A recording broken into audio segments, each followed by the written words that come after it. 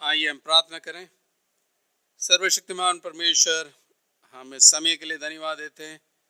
इस इबादत के लिए हम शुक्र अदा करते हैं। हम प्रार्थना करते हैं परमेश्वर, तेरे वचन के द्वारा हमसे बातचीत कर। हम धन्यवाद देते हैं आपके पुनरुत्थान के लिए। आपने मृत्यु के ऊपर विजय पाया, शैतान को हराया और परमेश्वर सारे सामर्थ्यों को और प्रधानताओं को आपने हराया और हमें परमेश्वर पापों की क्षमा दिया और नया जीवन दिया। और आज विशेष रूप से जब हम उन गवाहों के बारे में देखते हैं, तो तेरे पवित्र आत्मा के द्वारा हमसे बातचीत कर, हमको सुनने वाले कान दे और जो कुछ हम सुनते हैं हमारी जिंदगी में अमल करने के लिए मदद कर। ये सब प्रभु यीशु मसीह के नाम से मांगते हैं, आमीन। आज का जो विषय है कि प्रभु यीशु की पुनरुत्थान की गवाह, प्रभु यीशु की पुनरुत्थान की गवाह। जब प्रभु यीशु मसीह की मृत्यु गुड फ्राइडे के दिन में हुआ है कि चेलों के लिए लग रहा था कि उनका दुनिया जो है समाप्त हो गया। प्रभु यीशु मसीह कई बार उनकी शिष्यों को सिखाया कि मनुष्यों के पुत्र को दुख उठाना जरूरी है, मरना अवश्य है और फिर तीसरे दिन वो जी उठेंगे। परंतु वास्तव रूप में जब शिष्यों ने उस मृत्यु को देखा, उन्होंने सोच लिया कि अभी जो है इसके आगे कुछ भी नहीं है, मतलब इसको बदल नहीं सकते। मृत्यु जो आखिरी कील जो ठोका गया है, इसलिए वो सोच रहे थे कि हम कुछ भी नहीं कर सकते। और चेले खुद जो है डरे हुए थे, क्योंकि उन्होंने सोचा कि अगर यहूदी लोग अपने गुरु को इस तरह मार डाल सकते हैं तो फिर किसी को भी वो मार डाल सकते हैं। और वो बहुत डिप्रेस हो गया, मायूस हो गया, क्योंकि उनकी जो कल्पना यही था कि वो एक राज्य को लेके आएंगे, राजनीतिक राज्य को लेके आएंगे, रोमी राज को हटाएंगे और ये लोग चेले उनके साथ राज्य करेंगे।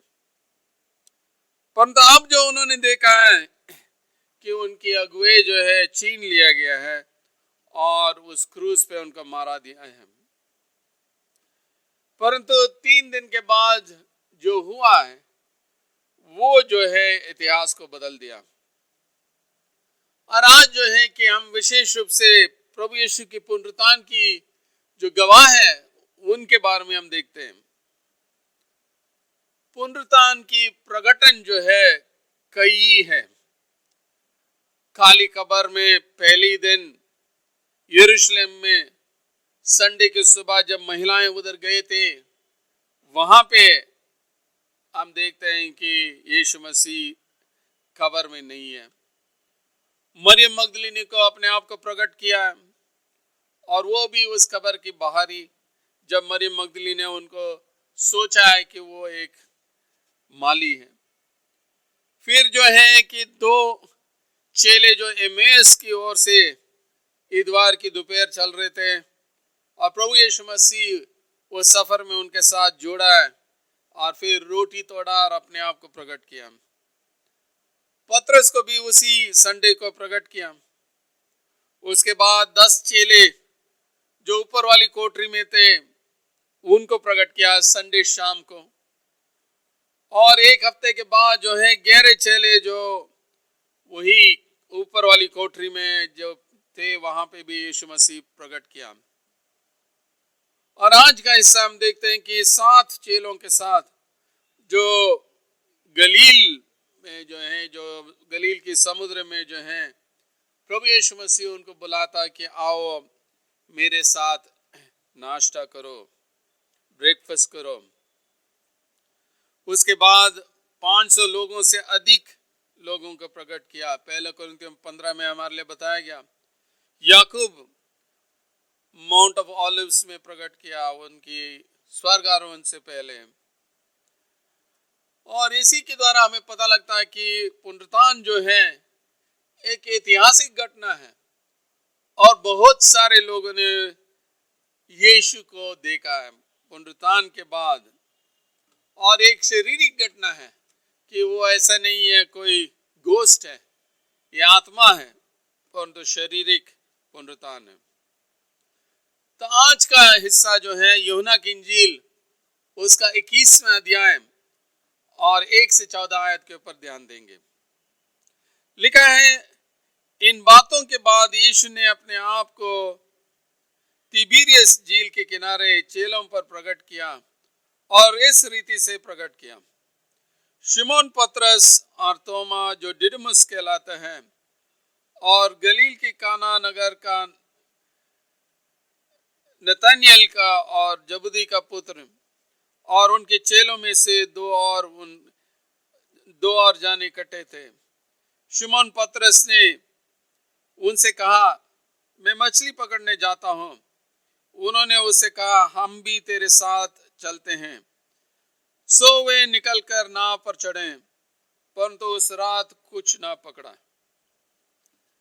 तो यहाँ पे जो है 7 चेले एक साथ हैं और ये गलील में हैं, गलील के समुद्र के किनारे हैं। शिमोन पतरस हैं, तोमा है, नतनएल जो है केना से है और जबूदी के पुत्र याकूब और यूहन्ना और 2 और चेले उनके साथ थे। और शिमोन पतरस जो है वो अभी भी वो अगवा है, क्योंकि वो कहता है कि मैं मछली पकड़ने के लिए जा रहा हूं। और बाकी 6 चेले भी कहते हैं, हम भी आपके साथ चलेंगे। स्वर्गदूत ने चेलों को बताया कि प्रभु यीशु मसीह चेलों को गलील में मिलेंगे। और यहाँ पे भी हम देखते हैं यीशु मसीह अपने आप को चेलों को प्रकट करते हैं। यूहन्ना जो है 2 नाम उनका आदत है ऐसे इस्तेमाल करने का, वो यहाँ पे भी हम देखते हैं। शिमोन पतरस, तोमा जो दिदुमुस कहलाता है, नतनएल जो केना से है। और नतनएल को हमने शुरू में देखा है यूहन्ना 1:45 से 51 तक। और जबदी के पुत्र याकूब और पुत्र का नाम नहीं लिया है, परंतु हमें पता है कि वो याकूब और यूहन्ना है जो इनर सर्कल के थे, पतरस, याकूब और यूहन्ना। और 2 और चेलों के बारे में बताया गया जिसका नाम हमारे लिए दिया नहीं है। कुछ कमेंटेटर सोचते हैं कि पतरस जो है कि उन्हें वो जो पुराने काम में चला गया, क्योंकि वो मायूस हो गया था कि क्या हुआ है, कि यीशु मसीह एक राजनीतिक मसीहा नहीं था जैसे उन्होंने सोचा है। परंतु ये शायद सच नहीं होगा, क्योंकि पतरस ने जो जीवित यीशु से मिला है, लूका 24:34 में और 1 कुरिन्थियों 15:5 में लिखा कि यीशु मसीह ने पतरस को अपने आप को प्रकट किया। तो लगता है कि पतरस और बाकी चेले गलील में थे, क्योंकि यीशु मसीह ने उनको बोला, मैं आपको उधर ही मिलूंगा। यीशु मसीह स्पष्ट रूप से चेलों को बताया कि पुनरुत्थान के बाद मैं गलील में जाऊंगा। शिमोन पतरस जो हैं कि अभी भी वो अगुवे हैं। और ये पवित्र आत्मा देने से पहले जो घटना घटी है, और हम देखते हैं कि रात के समय जो है मछली पकड़ने के लिए जाते हैं। और ये सही समय था, क्योंकि रात में जो है कि आराम से मछली मिल जाता था। परंतु पूरे रात जो है इन्होंने पकड़ने के लिए कोशिश किया, परंतु एक भी मछली नहीं मिला है। और उनको एक सत्य को सीखना बहुत जरूरी था कि यीशु मसीह के अलावा वो कुछ भी नहीं कर सकते हैं। यूहन्ना 15:5 में जब यीशु मसीह कहते हैं कि सच्ची दाखलता मैं हूं, उसी जो खंड में बताते हैं कि मुझसे अलावा आप कुछ भी नहीं कर सकते, मुझसे अलावा आप कुछ भी नहीं कर सकते। और ये बहुत ही इंपॉर्टेंट लेसन है हमारे लिए कि हमारी सामर्थ से हम कुछ भी नहीं कर सकते। प्रभु यीशु मसीह के अलावा हम कुछ नहीं कर सकते हैं। हमारे लिए प्रभु यीशु मसीह की उपस्थिति और उनकी पुनरुत्थान की सामर्थ हमारे जीवन में जरूरत है, ताकि हम अपना जीवन मकसद के साथ और फलदायक बना सकते हैं।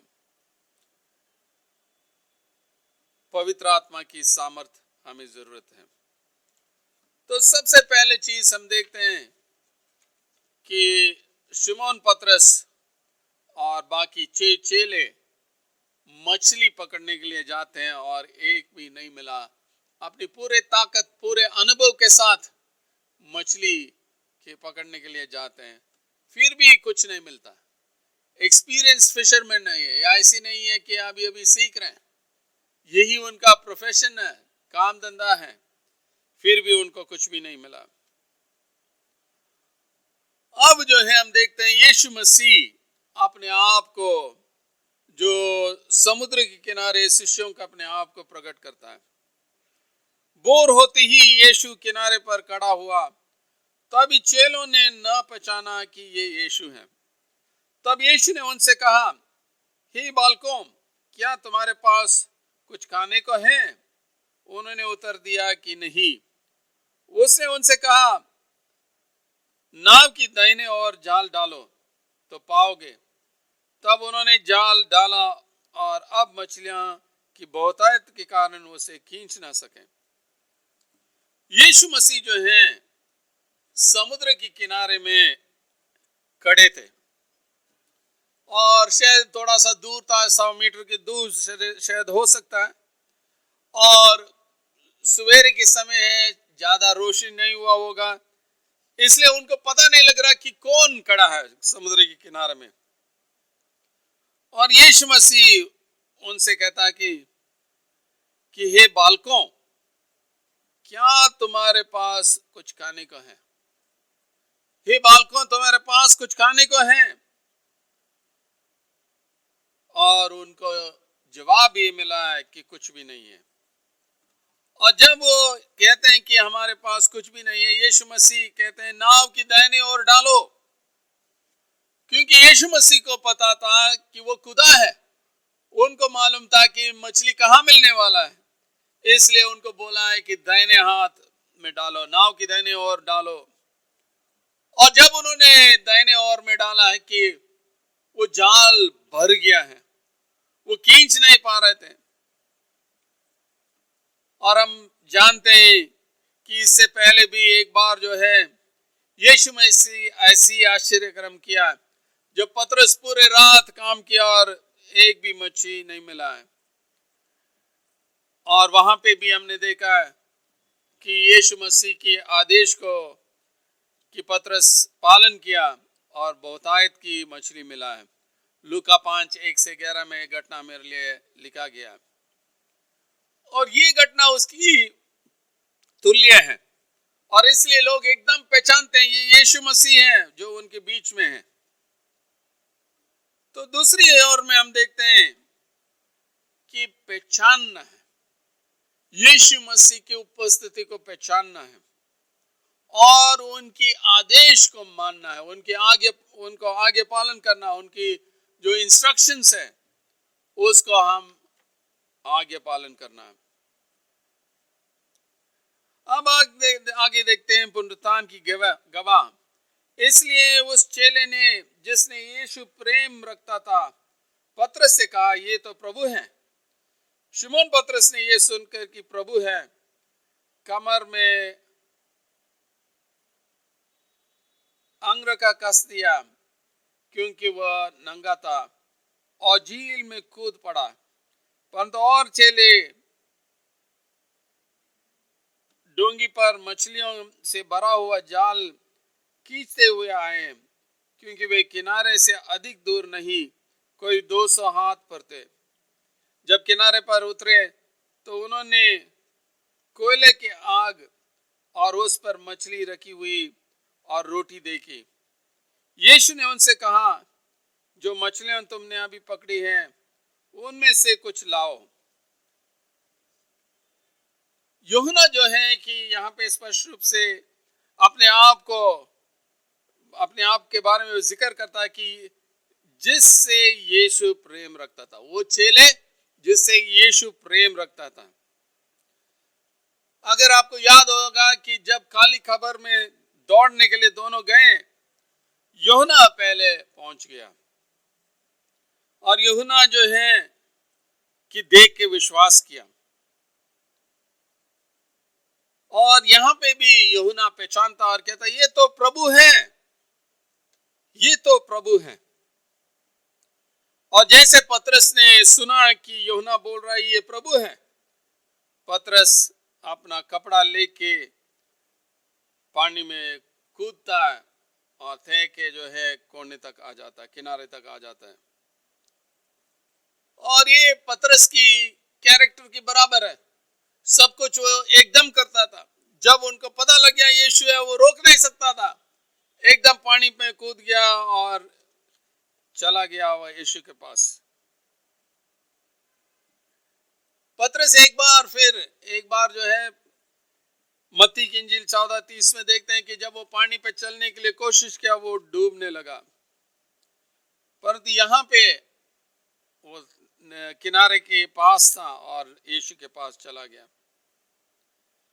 यीशु मसीह जो है कि कोयले की आग लगा के उस पर मछली रखा था और रोटी भी था। और यहां पे भी हम देखते हैं कि यीशु मसीह अपनी चेलों के लिए हमेशा वो ख्याल रखते हैं, चेलों के लिए ख्याल रखते हैं कि उनको कुछ खाने के लिए मिले। सेवा, उनकी शारीरिक और भावनाओं की जरूरतों को वो याद करते हैं। यीशु मसीह को पता है वो थके हुए हैं, वो भूखे हैं, पूरे रात वो मछली पकड़ने के लिए गए हैं और अब भूखे हैं, और यीशु मसीह उनके लिए नाश्ता तैयार करता है।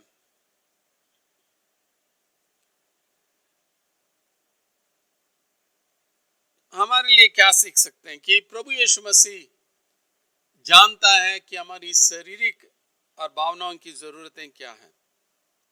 Jesus knows our physical and emotional needs. Jesus continues to serve his people. वो अभी भी सेवा करते रहता है। प्रभु यीशु मसीह जानता है, और अब 7 चेलों की गवाही हमारे सामने है।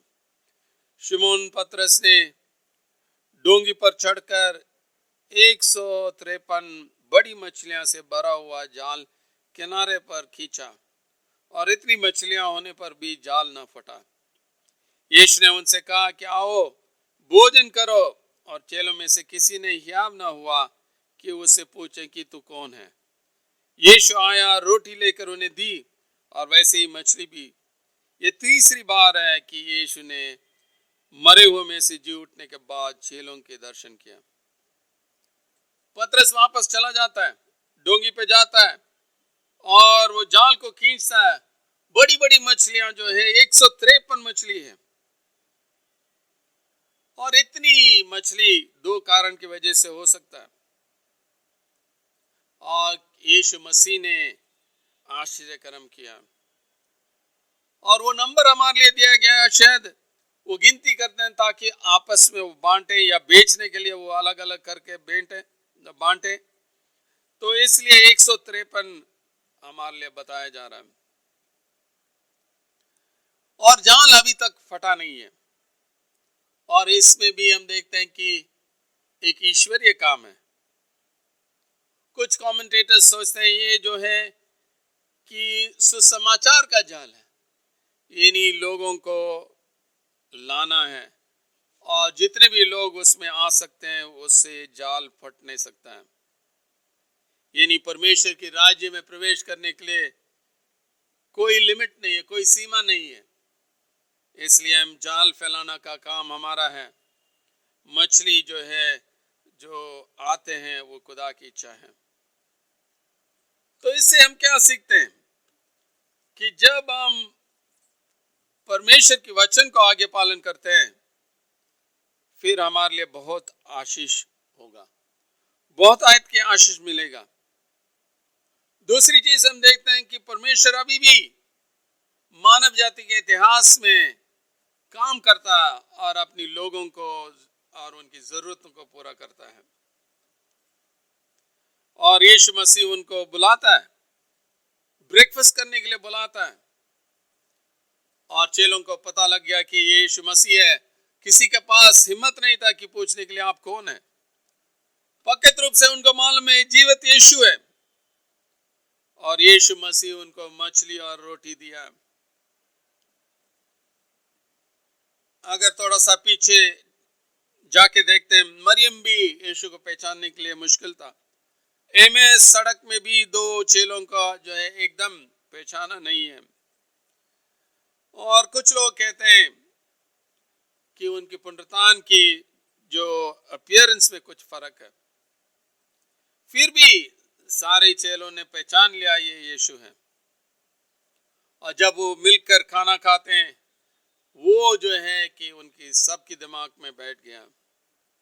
कई साल के बाद जब पतरस प्रचार कर रहा था, कि वो कहता कि मैं एक गवाही हूँ, चश्मदीद गवाही है, जो उनके साथ खाया पिया है पुनरुत्थान के बाद। और ये तीसरा बार जो बताते हैं, ये यूहन्ना की जो नरेशन के अनुसार जो यीशु मसीह ने प्रकट किया है। ये 7 चेलों जो है कि गवाही देते हैं कि यीशु मसीह जी उठा है। पतरस जो है कि यीशु मसीह को इनकार किया कि मैं नहीं जानता, 3 बार इनकार किया। वो अभी मछली पकड़ने के लिए भी चला गया, परंतु यीशु मसीह उनको बुलाता है, उनको स्थापित करता है, और उनके जीवन एकदम बदल गया है। वो पहली शताब्दी के जो मसीह समाज का वही खास अगुवे था। प्रभु यीशु मसीह के सुसमाचार सबों को प्रचार किया। ये यीशु जिसको आपने सलीब पर चढ़ाया वही जी उठा है, क्योंकि मृत्यु उनको अपने काबू में नहीं रख सकता है। और पतरस जो है सारी रोमी राज में प्रचार किया, लोगों को चंगाई लाया, और पतरस को जो है उल्टा डालकर क्रूस पे मार डाला। या याकूब को देखिए, जो यीशु का भाई है। पहले तो वो विश्वास ही नहीं करता था, परंतु उनका जीवन बदल गया। पहले कुरिन्थियों 15:7 में हम देख सकते हैं। और ये भी एक बहुत ही खास अगुवे हो गया यरूशलेम में, और इनको भी छत से नीचे गिरा के पत्थर मार के उनको मार डाला है। या तोमा का देख लीजिए, तोमा कहता है कि मुझे सबूत चाहिए, कि मैं उनको देखना चाहता हूं, कीलों को निशान देखना चाहता हूं, मैं उंगली रख के देखना चाहता हूं। और यीशु मसीह उनको डांटता है। तोमा विश्वास नहीं किया जब चेलों ने बताया। यीशु मसीह दोबारा उनके सामने आके प्रकट करता है और कहता है कि देखो, मेरे कीलों के निशान देखो, मुझे छू के देख लो। और जब तोमा पहचान लिया कि यीशु जी उठा, उन्होंने बोला, हे मेरे प्रभु, हे मेरे खुदा। उनकी जीवन बदल गया, और वो हमारे देश में आया, AD 52 में आया, 2000 साल पहले आया है, यहाँ पे प्रचार किया, और अंत में मैलापुर में जो है वो शहीद हुआ। लोगों ने उनको मार डाला क्योंकि वो यीशु मसीह के बारे में प्रचार कर रहे थे। या पौलुस को देखिए, पौलुस जो है जो मसीह लोगों को सता रहा था, परंतु जब यीशु के साथ मुलाकात हुआ दमस्क की जो सड़क में, उनका जीवन बदल गया। और नए नियम में करीब 13 किताब उसने हमारे लिए लिखा है। और पौलुस का सिर भी रोमी राज में नीरो की समय में उनका सिर को काट दिया गया। यानी पुनरुत्थान की गवाहियों के द्वारा ही कलीसिया फैलती रहती है। और ये कलीसिया जो है अभी 2000 साल पुराना है। अगर यीशु मसीह जी नहीं उठा तो आप और मैं आज सुबह यहाँ नहीं बैठते, आप और मैं पुनरुत्थान के उत्सव नहीं मनाते। पुनरुत्थान हमारे विश्वास के लिए जो प्राथमिकता है, पहली इंपॉर्टेंस है, प्राइमरी इंपॉर्टेंस है। पौलुस कहता है कि अगर यीशु मसीह जी नहीं उठे फिर हमारा विश्वास व्यर्थ है। तो यीशु मसीह जी उठा है और इसके लिए काफी चश्मदीद गवाह हैं। यीशु मसीह के साथ ही हम कुछ काम कर सकते हैं, अपनी सामत से हम कुछ भी नहीं कर सकते हैं। यीशु मसीह की उपस्थिति को पहचानना है, उनकी सामर्थ को इस्तेमाल करना है और उनके पीछे चलना है। जब हम उनकी वचन को मानते हैं और आगे पालन करते हैं, बहुत आशीष होगा। और परमेश्वर आज भी हमारी जीवन में काम करता है, हमारी जरूरतों को पूरा करता है, आश्चर्य कर्म करता है, ताकि हम विश्वास करें वो जीवित है। जीवित यीशु आप सबको आशीष दें और सामर्थ दें और मार्गदर्शन करें। ये सब प्रभु यीशु मसीह के नाम में मैं मांगता हूं और दुआ करते हैं। आइए परमेश्वर, हम दोबारा इस समय के लिए धन्यवाद देते हैं और आपके वचन के लिए हम शुक्र अदा करते हैं। तेरे आत्मा के द्वारा हमें सामर्थ दे परमेश्वर, ताकि हम विश्वास करें आप एक जीवित परमेश्वर है। हम धन्यवाद देते हैं कि आपके अलावा हम कुछ भी नहीं कर सकते। आपकी उपस्थिति को महसूस करने के लिए हमें मदद कर परमेश्वर। हमारे आंखों को खोल और हम हमेशा आपकी उपस्थिति को महसूस करें। हम धन्यवाद देते हैं परमेश्वर, आप हमारी शारीरिक जरूरतों को जानता है, हमारी भाविक जरूरतों को जानता है और उसको पूरा करता है। परमेश्वर, हम विनती करते हैं तो हमें मार्गदर्शन कर, और जैसे चेलों ने दृढ़ विश्वास किया और पूरे संसार में जाके आपके बारे में बताया, हम भी पूरे संसार में जाके यह सुसमाचार फैलाएं। हम सबके साथ हो और हमें मार्गदर्शन कर। प्रभु यीशु मसीह के नाम से मांगते हैं, आमीन।